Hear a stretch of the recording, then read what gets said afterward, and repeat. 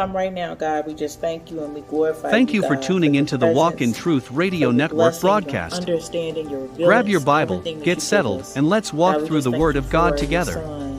Let us now reason together and listen to see what God is saying to us today. Well, let us be able to learn about his biological great, and keep on going, grandfather.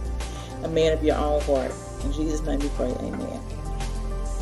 So when we stopped, we were in 2 Samuel chapter 2, and that is where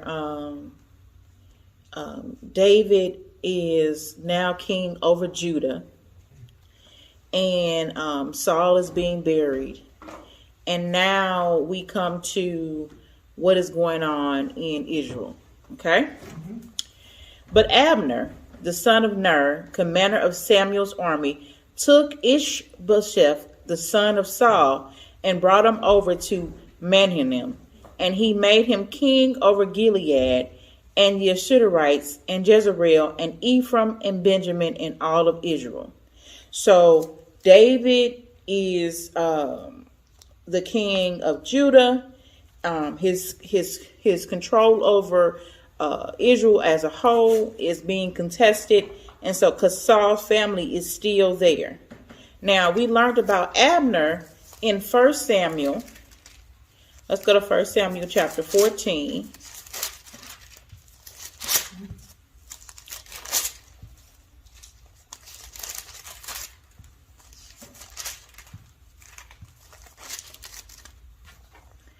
And it's verse 50, and it talks about, and the name of Saul's wife was Ananon, the daughter of Emez, and the name of the commander of the army was Abner, the son of Ner, Saul's uncle.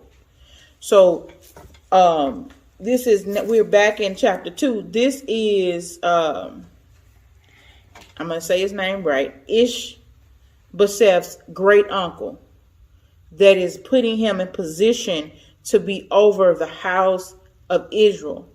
And he moved him all the way away from David and them because he knew it was going to be a fight.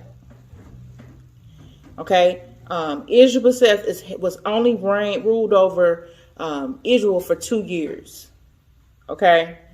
And so whereas David is going to rule over Judah 7 years and 6 months. Abner, understandably, Abner is like, my nephew is dead, so I'm going to put my the next person who's supposed to be in line is my great nephew. Bump what Dave was talking about. I'm going to continue the legacy, and it makes sense that of course the house of Benjamin was included. It makes sense because if the king dies, the next in line would be the next son. Right. And so Abner's like, nah, I'm good.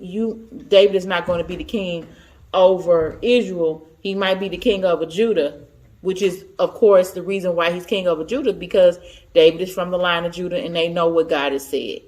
Israel was from the line of Saul, which is Benjamin, Ephraim, Jezreel. All of those tribes are with them. So this is where the split is started, right? Mm-hmm. Isabel, Saul's son, was 40 years old when he began to reign over Israel, and he reigned 2 years. But the house of Judah followed David, and at the time David was king in Hebron over the house of Judah was 7 years and 6 months. So we want to talk about. So now we're going to talk about the Battle of Gideon, and I attribute it to like a civil war, because they're not fighting Philistines; they're fighting each other. Right. So you got to think about it. They got to be fighting some cousins. Yeah. And they're fighting each other for the throne. Okay. So we are at 2 Samuel chapter 2 verse 12. Abner the son of Ner and the servants of Ishbosheth the son of Saul went out from Mahanaim to Gideon. And Joab the son of Zerah and the servants of David went out and met at the pool of Gideon. And they sat down, the one on one side of the pool and the other on the other side of the pool. So what they're saying is David's people was Joab was on one side and Abner's people was on the other side, and they finna fight. Okay. And Abner said to Joab, "Let your young men arise and compete before us." And Joab said, "Let them arise." And they arose, passed over a number, 12 for Benjamin and Israel the son of Saul, and 12 for the servants of David. So only 24 people had this fight. And you will see in this fight, this is the problem with fighting with your kin. Okay? So if me and my sister are fighting, she's my sister, right? So of course she knows all my weaknesses. She knows all my counterattacks, all my attacks, because they were once unified under Saul, right? Right. So they know how to fight other people, but they also know each other's strategies. So think about these two sides fighting. Mind you, Abner was the commander of all of Israel. So of course Joab knows how Abner and them fight, right? So of course Joab is the commander of David's tribe, right? So let's see what happens. And each caught his opponent by the head and thrust his sword into the opponent's side, so they fell down together. Therefore the place was called Hezron, which is at Gideon. And the battle was very fierce that day. And Abner and the man of Israel were beaten before the servants of David. So what happened was there was this fight was supposed to say whoever wins this get the kingdom, right? Well, these people fought each other so good that all 24 people died at one time. Because they knew each other's strategy. And so it was 12 against 12, but you just, really think about that. You fighting about with somebody who know you. Do you have a macchiato?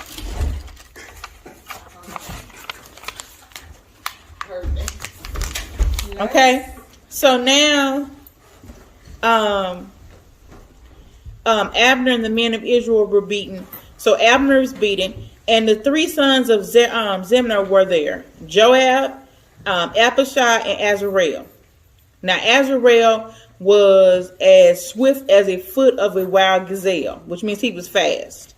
And Azarel pursued Abner, and as he went, he turned neither to the right hand nor to the left, following Abner. Now, this is the problem.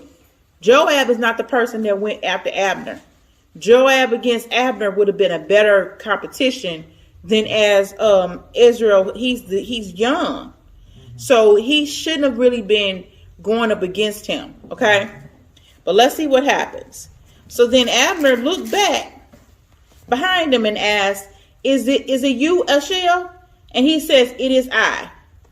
Nancy, when you get to the second chapter of Samuel, please get there and read, because I'm having a hard time. I left my glasses at the office. Okay, 2 Samuel chapter 2, verse 21. Verse 21. And if you want some glasses, Abner said to him, "Turn aside to your right hand or to your left, and seize one of the young men and take his spoil." So let me explain what happened. Abner say, "Nah, I'm not finna fight you, dude. Go get one of my young men, and y'all fight against each other, because y'all better matched."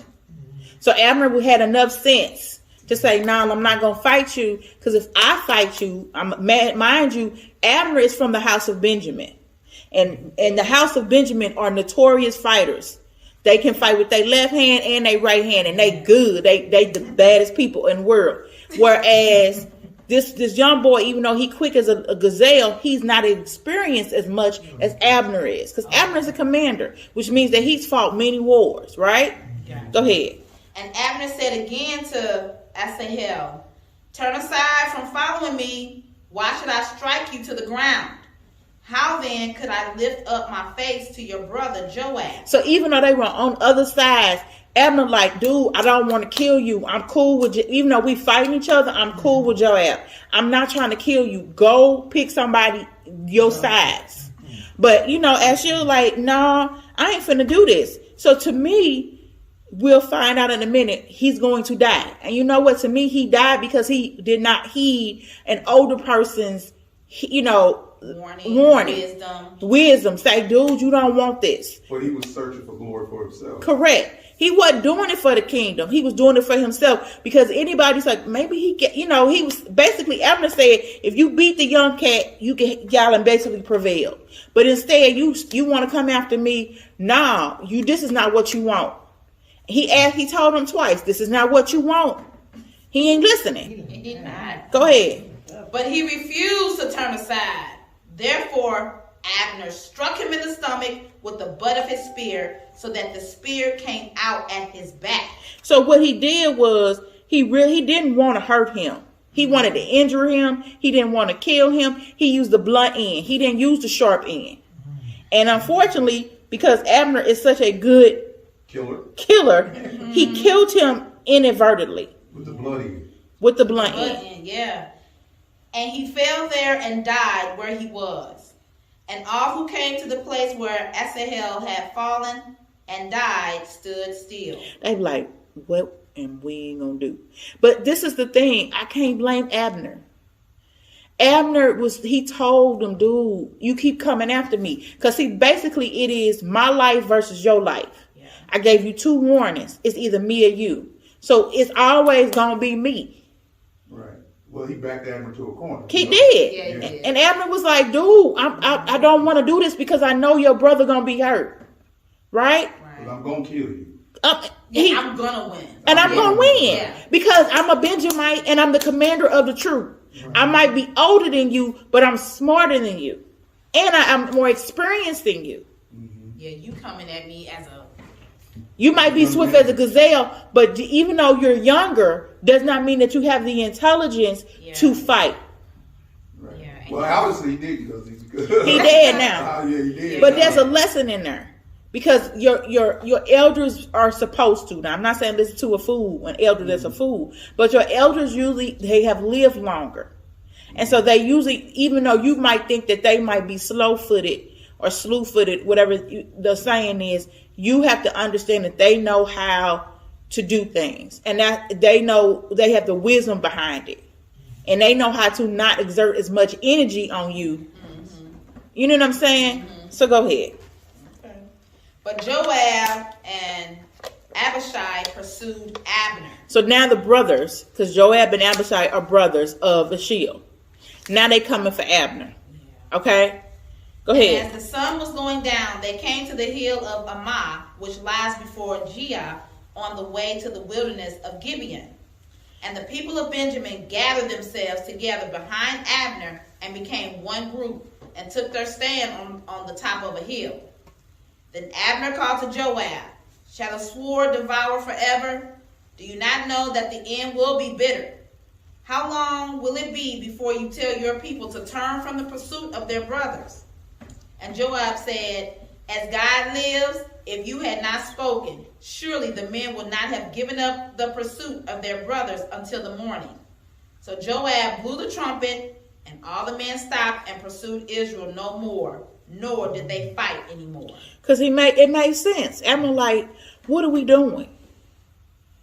This is how we gonna do it? We gonna fight like this? We gonna kill each other? And it made sense. It made so much sense. But this is something that I was going to wait, but I think that we need to talk about this right now. Because my mind I need you to go to Joshua 20.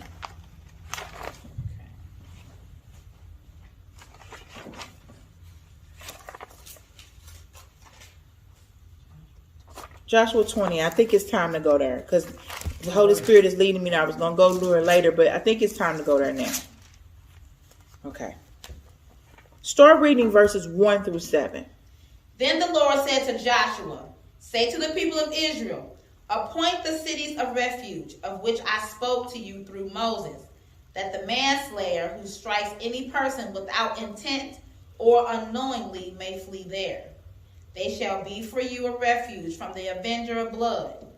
He shall flee to one of these cities and shall stand at the entrance of the gate of the city and explain his case to the elders of that city. Then they shall take him into the city and give him a place, and he shall remain with them. And if the avenger of blood pursues him, they shall not give up the manslayer into his hands, because he struck his neighbor unknowingly and did not hate him in the past. And he shall remain in that city until he has stood before the congregation for judgment, until the death of him who is high priest at the time. Then the manslayer may return to his own town and his own home, to the town from which he fled. So they set apart Kadesh in Galilee in the hill country of Naphtali, and Shechem in the hill country of Ephraim, and Kiriath Arba, that is Hebron, in the hill country of Judah. Okay, I want you to really pay attention where we at as we go further. Okay, I want you to really pay attention to the geology of where we're at. Okay, because it's important to understand that a lot of these events that are about to happen are in the city of refuge. So in the city of refuge, there are rules, and you just read those rules, right? Okay, so let's go back to 2 Samuel. Okay, and we left off at verse, I believe, 29 of 2 Samuel, 2nd chapter, verse 29, I believe. Yes.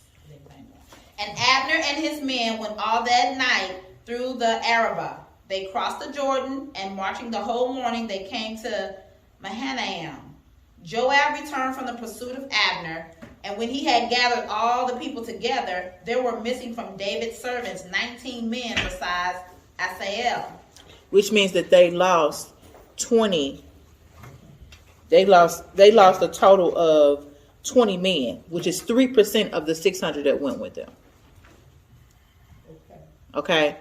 Abner lost 360 men. So when you do the math, that's still a victory. Go ahead. But the servants of David had struck down the Benjamins, 360 of Abner's men. And they took up Asael and buried him in the tomb of his father, which was at Bethlehem. And Joab and his men marched all night, and the day broke upon them at Hebron. So they're in Hebron, right? They're in the city of refuge. In a safe place. A safe place. So you heard it. If somebody murders somebody, unknowingly, unintentionally, there's rules. Go ahead. There was a long war between the house of Saul and the house of David. And David grew stronger and stronger, while the house of Saul became weaker and weaker. And the sons were born to David at Hebron. Okay, so I love it. I love it how the book of Samuel just will be talking about something, and it just jumps on to say something about something else. Okay, but today I am going to let it go to somewhere else because it doesn't connect. It makes sense. Okay, Samuel is going to talk about the genealogy of David because we have to have a connection to Jesus, right? So before you go into how many kids he had, right? David. Okay. There is a problem with this because so far David has technically 3 wives. One of them's been sold. Micah went somewhere else, right? And then he got Abigail and Eminem, right? Yeah. Okay, so but the problem is now he has 3 wives, and he has a harem. He has concubines too, right? Mm-hmm. Is there a problem with that? With who? With David having all these wives and these women. With who? Is there a problem with God with that? As far as, yeah, there's a problem with God, but it's not something that's going to negate what God promised. No, I'm not. What I'm asking is. No, there's not a problem with God at this point. It's no problem with God, but is this something that God said you're supposed to do? No, it's just a narrative. It's correct, but that what I'm saying is okay. So. Let's go to Matthew 19:8.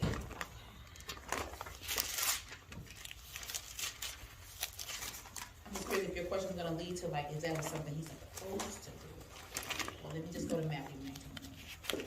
No, because it's just a narrative. Just because it's described don't mean it's prescribed. No, I'm going somewhere else with that. So, 19 Matthew 19:8 says, this is Jesus talking. He said to them, because of your hardness of your heart, Moses allowed you to divorce your wives. But from the beginning, it was not so. Okay? And this is Jesus talking about divorce. Right? Mm-hmm. Moses gave them a way on how to get divorced, even though God never ordained a divorce. Okay? And Jesus says, because of the hardness of the heart. Okay? So let's go to Deuteronomy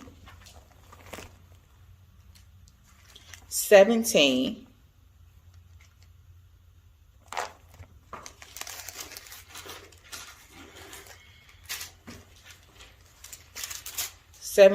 Verses 14 through 17. When you come to the land that the Lord your God is giving you, and you possess it and dwell in it, and then say, I will set a king over me, like all the nations that are around me, you may indeed set a king over you, whom the Lord your God will choose. One from among your brothers you shall set as king over you. You may not put a foreigner over you who is not your brother. Only he must not acquire many horses for himself, or cause the people to return to Egypt in order to acquire many horses, since the Lord has said to you, you shall never return that way again.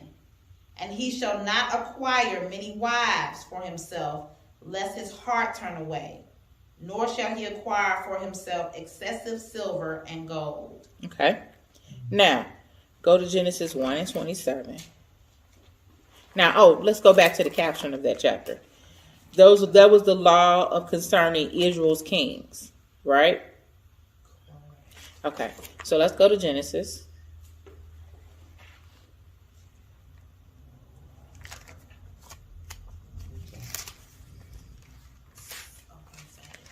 One verse 27. Chapter 1, verse 27. Uh-huh. Okay. So God created man in his own image. In the image of God, he created him. Male and female, he created them. Right. And let's go to 1 Timothy 3:2.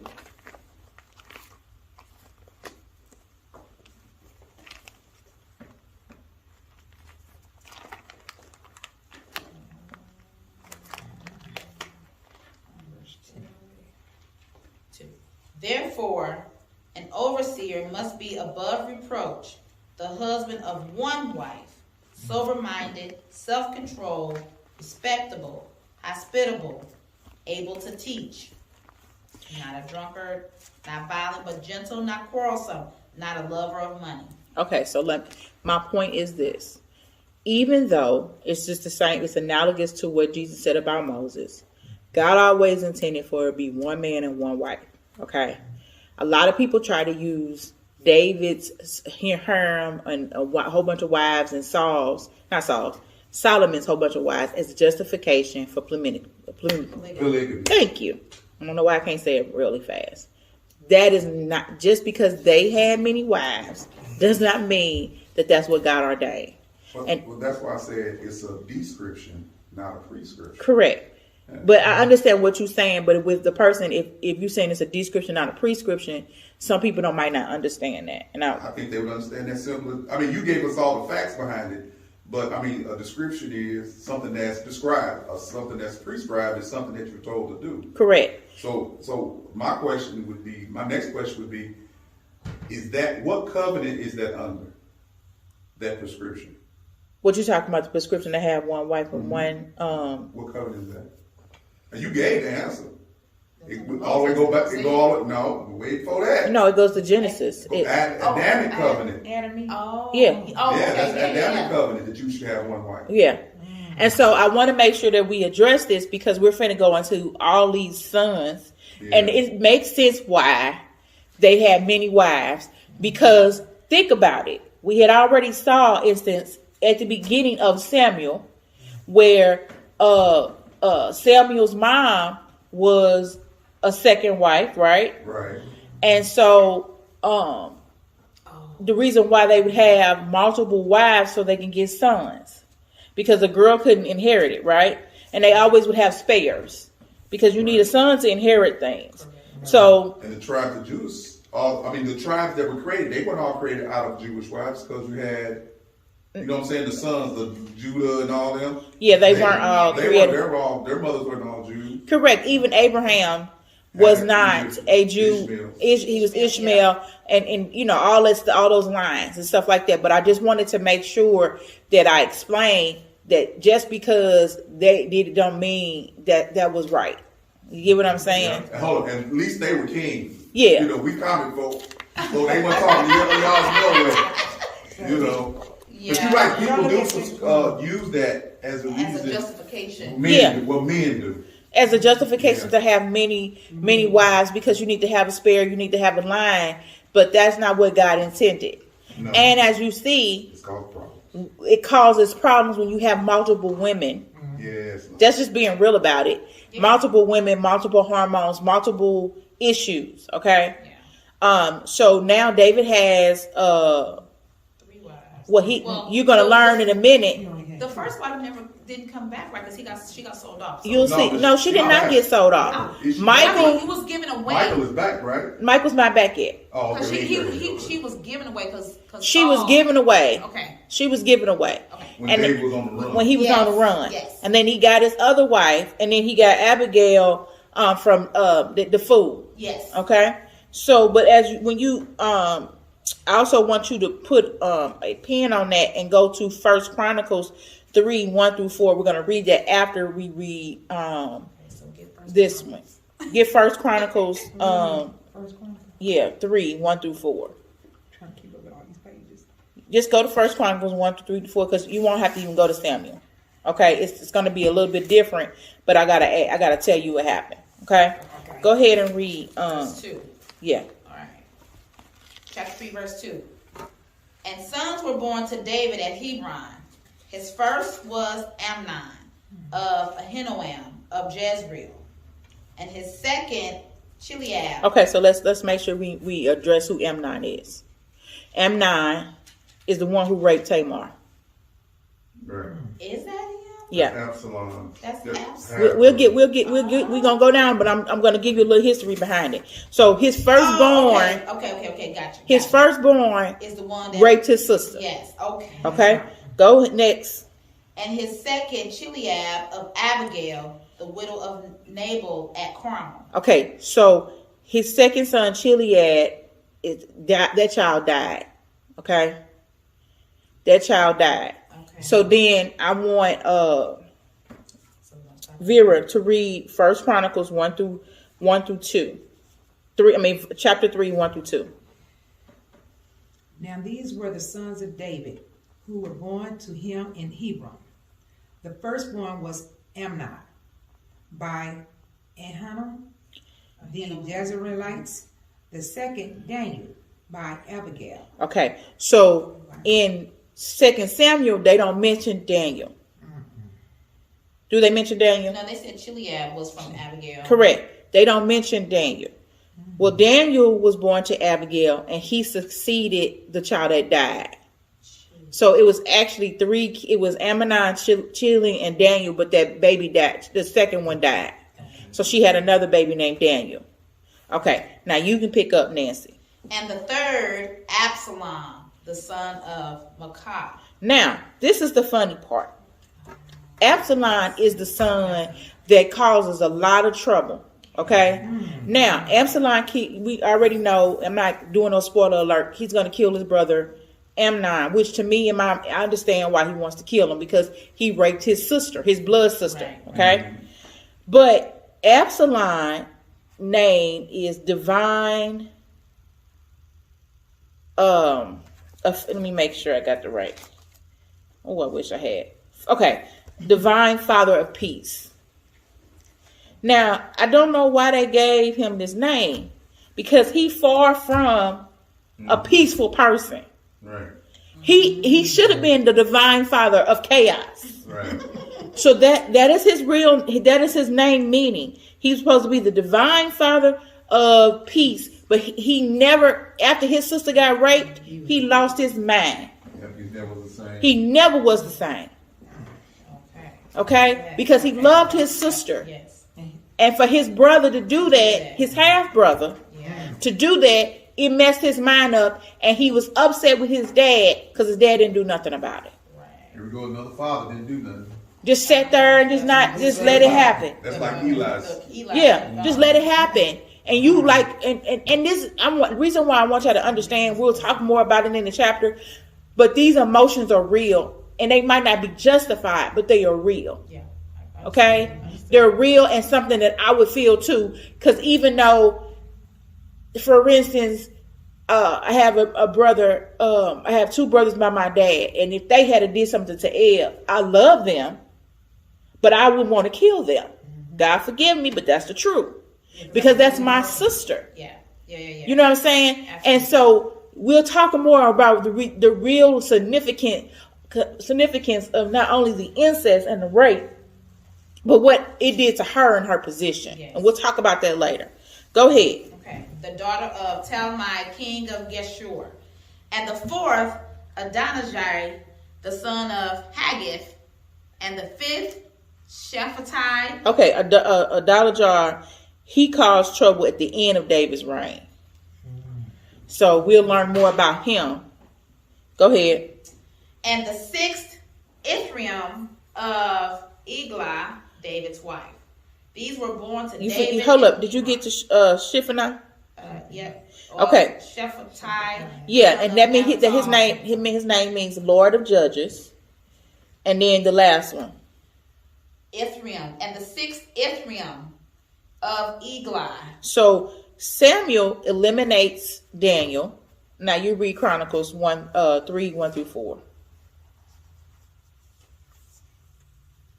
Now, these were the sons of David, who were born to him in Hebron. The firstborn was Amnon by Ahinom, the Jezreelites. The second, Daniel, by Abigail, the Carmelites. The third, Absalom, the son of Micah, the daughter of Tamar, king of Gershon. The fourth, Adonijah, the son of Haggith. The fifth, Jephthah by Abitai. The sixth, Israel by his wife, Eglah. So those are all the kids that were born. Now, did you notice something? When he named some of the people, some of them were named wives, and some of them just names. Yeah, concubine. So we could go back and look at the last born son. What's his name? Ephraim was by his wife, right?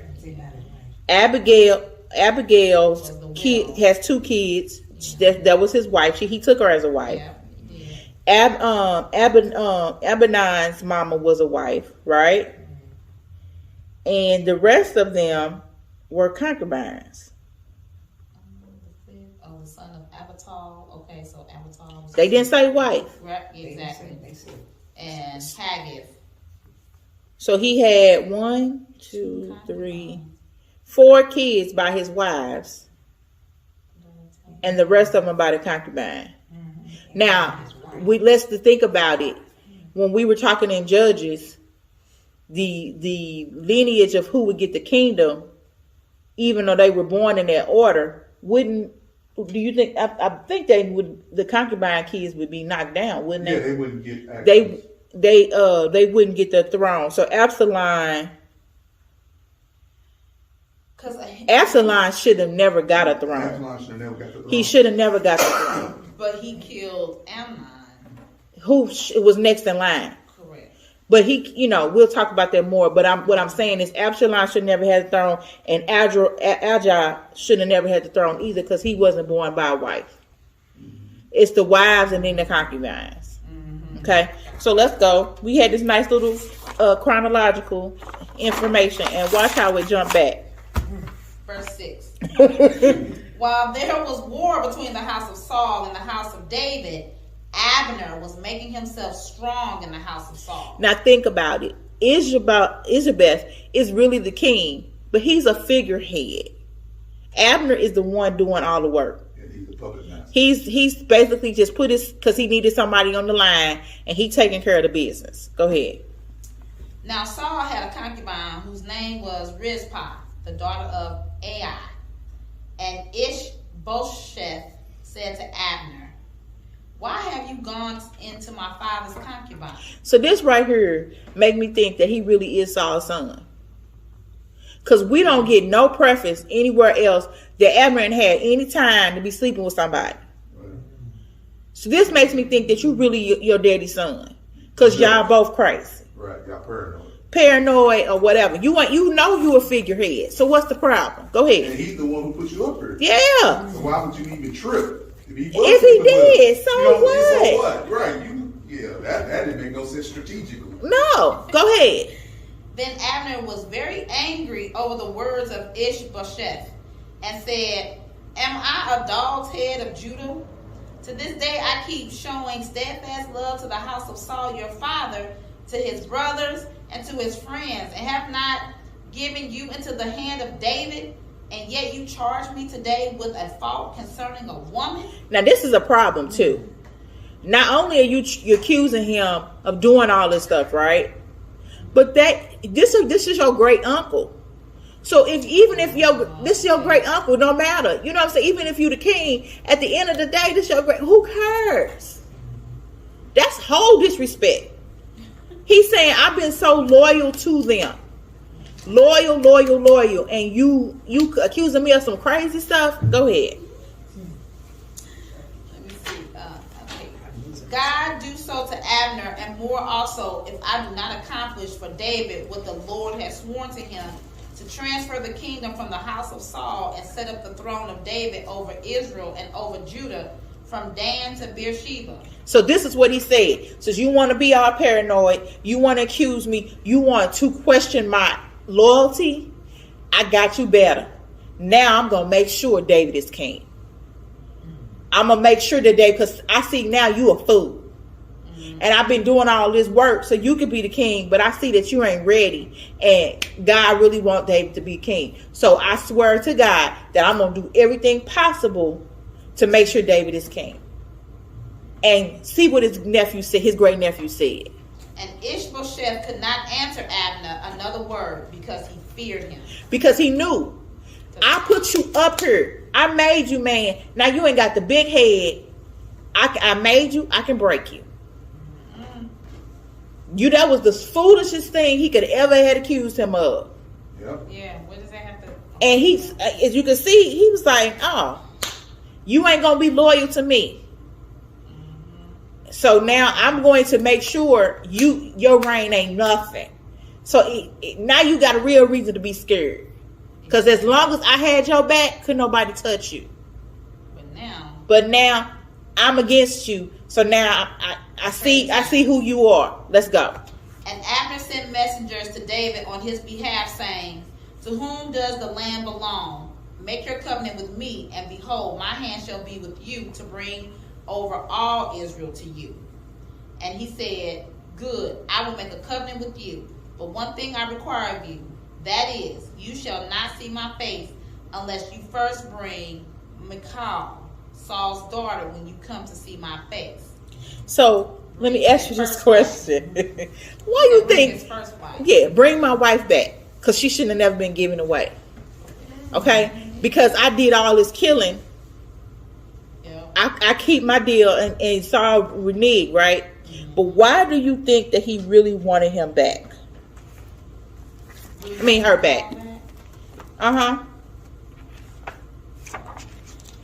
It's very strategic. I don't think he really wanted her, but it was a very to Saul's loyalty. Correct, but it's also that if you're going to connect Judah and Israel together, you need somebody from the house of Saul to be in the house. So the commentary says this, and it did make sense. Okay. It says that even though she had been legitimately acquired through the acquisition of 100 Philistine foreskins, so it was appropriate that the leading member of the clan return her. The return of Michal to David's harem would strengthen his claim on Israel's throne, since it would clearly position him within the family of Saul, the previous king of all Israel. So when he married her, that you basically connected Israel and Judah together. That's what the commentary is suggesting. And I think that number one, because he paid for her and it was his. Yep. He had killed for all these people and you going to take her. And number two, he was supposed to marry her to unify To join the right. Okay. Now, mind you, he didn't want her because he missed her. He just needed to do what he had to do. Okay? That makes sense. It make a lot of sense. And she didn't really love him either. No, she didn't. She loved him for two. She thought he was cute, but she couldn't really love him. She gave up so quickly, and she been with somebody else this long. Go ahead. Okay. Give me my wife Michal, for whom I paid the bridal price of 100 foreskins of the Philistines. And Ishbosheth sent and took her from her husband Paltiel, the son of Laish. But her husband went with her, weeping after her all the way to Bahurim. Then Abner said to him, "Go, return." And he returned. Now this is the problem. This is what David sent a message to Abner and say, "I want my wife back." David wasn't supposed to tell Abner that. He was supposed to ask a Mr. Chef for his wife back. But everybody knew who was really in charge. And guess who did what Abner told him to do? Yeah. And he went on to sit that girl on. He did. And then her husband. Her husband was like, "No, I love her." And Abner said, "If you don't take your tail back home, you should have never had her." Now, imagine she couldn't have had no kids. So, that was an easy exchange. Go ahead. And Abner conferred with the elders of Israel, saying, "For some time past you have been seeking David as king over you. Now then bring it about. For the Lord has promised David, saying, By the hand of my servant David, I will save my people Israel from the hand of the Philistines and from the hand of all their enemies." Abner also spoke to Benjamin. And then Abner went to tell David at Hebron all that Israel and the whole house of Benjamin thought good to do. So he did what he told his nephew what he was going to do. He's unifying. He's essentially unifying the kingdoms. Yeah. Abner is the only one that had the power to do that. Wow. His loyalty to the kingdom was very, very strong. Now watch this. When Abner came with 20 men to David at Hebron, David made a feast for Abner and the men who were with him. And Abner said to David, "I will arise and go and will gather all Israel to my lord the king, that they may make a covenant with you, and that you may reign over all that your heart desires." So David sent Abner away, and he went in peace. So Abner leaving because now he doing what he's supposed to do, right? Okay, let's go. Just then, the servants of David arrived with Joab from a raid, bringing much spoil with them. But Abner was not with David at Hebron, for he had sent him away, and he had gone in peace. When Joab and all the army that was with him came, it was told Joab, "Abner, the son of Ner, came to the king, and he has let him go, and he has gone in peace." Then Joab went to the king and said, "What have you done? Behold, Abner came to you. Why is it that you have sent him away so that he is gone? You know that Abner, the son of Ner, came to deceive you and to know you're going out and you're coming in and to know all that you are doing." Now let me ask you a question. What makes you think that you got that much that you can come to the king and question his ability as if David's stupid? Yeah, it's almost like he was. Joab is the center of all the mess in David's kingdom. Mm-hmm. He is the center of the mess. I'm like, why are you doing that? Questioning him. And He questioning him. He the king. And you said, "Why you do that?" "Because I wanted to." Let's see what happens. Because Joab think he king. Go ahead. When Joab came out from David's presence, he sent messengers after Abner, and they brought him back from the cistern of Sirah. But David did not know about it. And when Abner returned to Hebron, Joab took him aside into the midst of the gate to speak with him privately. And there he struck him in the stomach, so that he died for the blood of Saul, his brother. What's the problem? He really wanted Abner. But this is a problem. I remember I told you about the geography. They're in Hebron. They're in the city of Refuge. Correct. So let's go back to Joshua 20 and show the correct way of how he was supposed to approach this situation. Go back to Joshua 20.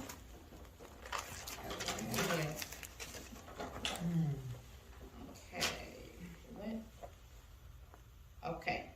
Where you at? We'll start at 1 or go to 3. 20 and 3. Okay. That the manslayer who strikes any person without intent or unknowingly may flee there. They shall be for you a refuge from the avenger of blood. He shall flee to one of these cities and shall stand at the entrance of the gate of the city and explain his case to the elders of that city.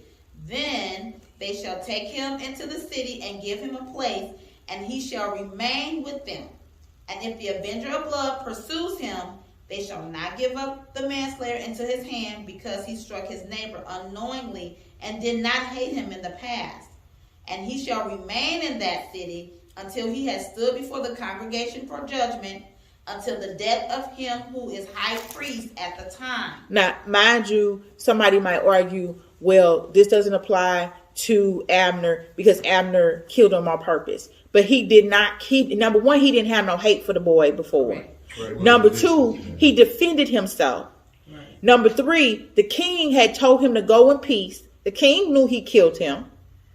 And there was protocol to follow. So for Joab to do what he did was all out of order. Yeah. And the key sentence in that word in there, that David did not know what Joab was doing. Right. You got somebody that went rogue in your kingdom and killed this man for other than to avenge his brother, when you didn't even ask the man what happened. Because Abner would have said, Joab, dude, I told your brother to leave me alone. I even gave him an alternative and he still came after me. What you want me to do? He could have, what's that? Matthew ain't even here, but he should have followed that protocol. Correct. You see what I'm saying? So his death was senseless because he was unifying it. You didn't even ask what he was here for. You was like, well, why you let him go? You should have killed him because he killed my brother. Yeah. Your brother should have stayed back. So let's go ahead. Sorry, I ain't got upset because this is some stupid stuff. Okay. All right. And we bet 28. Yeah. 28. Afterward, when David heard of it, he said, I and my kingdom are forever guiltless before the Lord for the blood of Abner, the son of Ner. He want everybody to know the king and the kingdom had nothing to do with this, because this could have caused another civil war. Everybody knew that Abner was in charge, and you killed him after he just came in peace and he unifying. And David was like, nah, you on your own, dude. You on your own. Yeah. Go ahead. May it fall upon the head of Joab and upon all his father's house. And may the house of Joab never be without one who has a discharge, or who is leprous, or who holds a spindle, or who falls by the sword, or who lacks bread. So let me tell you what he just did. He just cursed him. He said, because you did this, I'm cursing you. What he should have done is he would not have been my commander no more. That's what he shouldn't have been. It's surprising that he didn't kill him. I was about to say that, but I was like, I'm trying not to be violent. He killed everybody else that come to him acting crazy. Correct. He killed that man for saying he killed Saul. Right. He sure did. And I don't understand it. So let's go to Leviticus 27 and 16. Well, you know what about Joab? Is still a powerful man too, and that's pretty smart. You can't really kill him because he got some loyal people to him too. Yeah, because he's in charge of David's army. Yeah, they could have revolted against David. Even though they might not have, but I think that was a smart thing. Just curse him. We'll see. I don't know what happens to him. Well, but we'll see. They said Solomon take care of him later. Oh, okay. And so if you go to 27, and I'm so stupid because I could have been using my phone, but I like using my Bible for some reason. And it says again, if a man consecrates to the Lord part of the fields of his own property, then you, hold up, I want to make sure I'm in the right place. Did I say Leviticus? Leviticus 16. I want to make sure I'm at the right place. Hold on. 27:16, right? Yeah, it's supposed to be 27:16. I don't think I'm at 27:16. You were.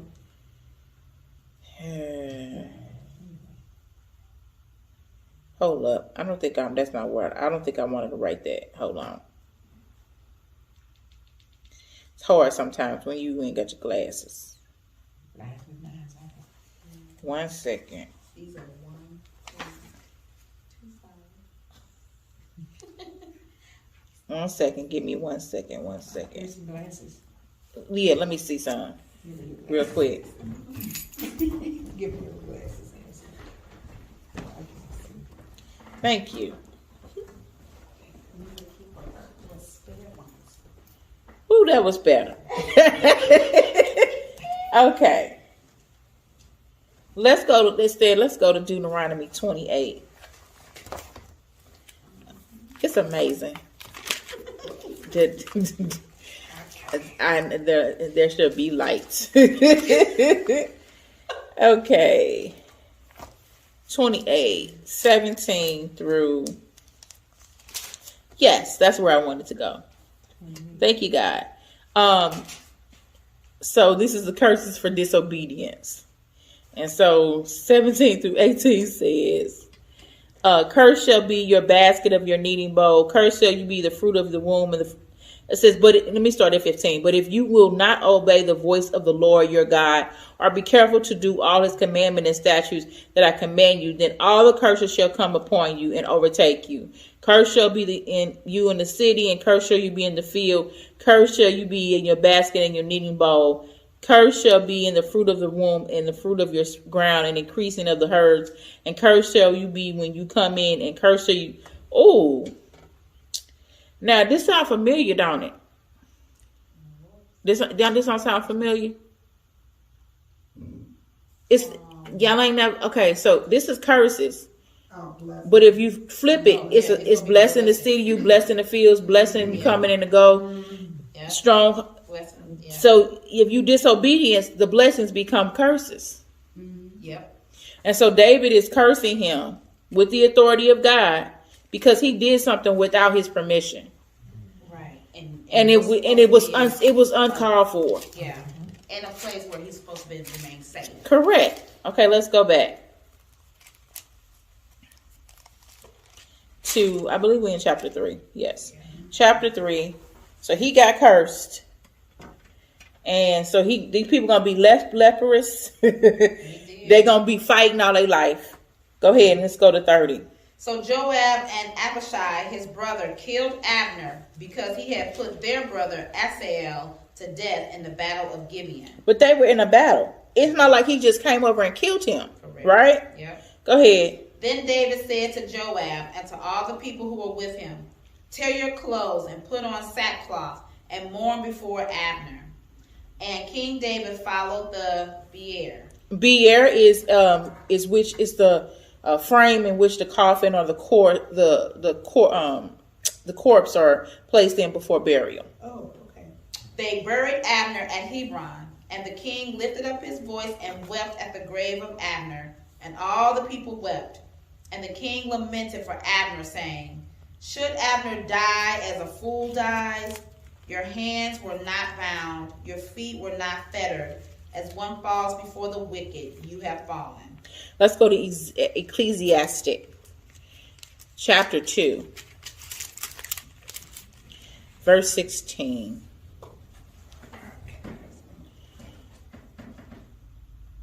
For the wise as the fool, there is no enduring remembrance, seeing that in days to come will have been long forgotten. How the wise dies just like a fool. So basically he's saying Abner shouldn't have died like a fool, he should have died a hero. Yeah. Because he was unifying in the nations. Go ahead. We're going back to Samuel. We're going to finish this chapter up, and then we're going to stop. And all the people wept again over him.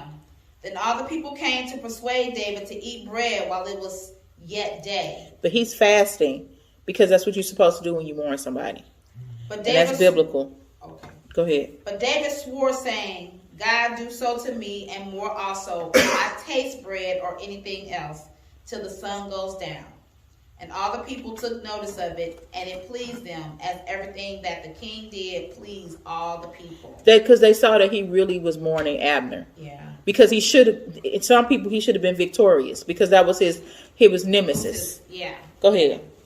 So all the people and all Israel understood that day, and it had not been the king's will to put to death Abner, the son of Ner.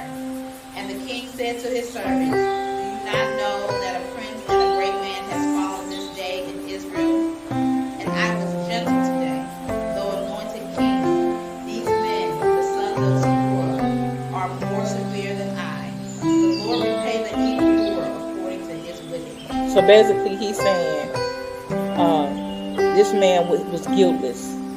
But you know what? I ain't do nothing to you. But just understand that there's some other people that's gonna come after you. Just understand. And Joab gonna get his just desserts. But Joab he will be in the middle of a whole bunch of stuff. Okay. So we will start chapter 4 next week.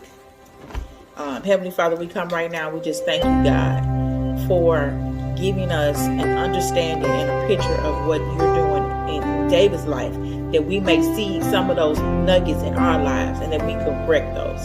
Lord, we ask you to bless everybody that this holiday season, that we understand it is not about the gifts and it's not about anything but Jesus, and that we value our families and our friends. Keep us safe and healthy, God. Pray over those who have COVID-19, those who have the variant. Lord, keep them and cover them. And bless our people, families, God, right now, God. It's a hard time for a lot of people who have lost their loved ones. So we just ask you right now to keep us, and we rejoice in you, Lord. Lord, we just thank you for blessing our church with abundance of love and fulfillment. In Jesus' name.